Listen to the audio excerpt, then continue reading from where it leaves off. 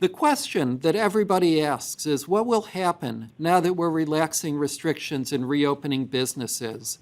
And we've all heard about increases that are occurring in some parts of the country. The ability to control the pandemic depends on several forces that are pushing in opposite directions. As people go out, there will be more exposure and more risk of transmission. So the first key factor is the extent to which people maintain protective behaviors, such as social distancing, mask wearing, and hand hygiene.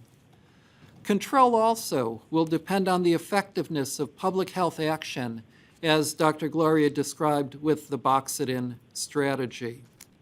There are also issues around the biology of the coronavirus, particularly the extent to spread by those people who are asymptomatic, with estimates that I've recently seen ranging from about 10 to 40%, which would make a big difference in terms of our ability to control.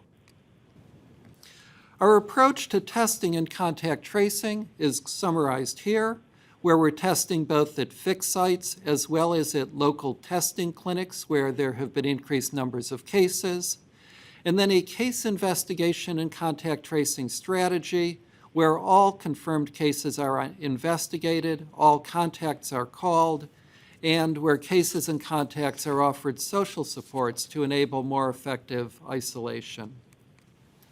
So as we move forward, we need to say with some humility that the future is unclear. We're still learning about the virus and the syndromes that it causes, with the multi-system inflammatory syndrome in children just recently being recognized in several cases occurring in our county. And research into new treatments and vaccines, of course, is still ongoing. In addition, the upcoming course of the pandemic in our county remains unclear. Will continued protective behaviors and impact of public health interventions offset the additional exposures that will occur? What will be the impact of summer heat and humidity? And I think most people feel that impact will be minimal. And will there be future waves of disease as have occurred in influenza pandemics? I think the bottom line message is that we must stay the course, continue working in the most effective and science-driven approaches, and keep learning how we can best respond to the epidemiology of disease in our community.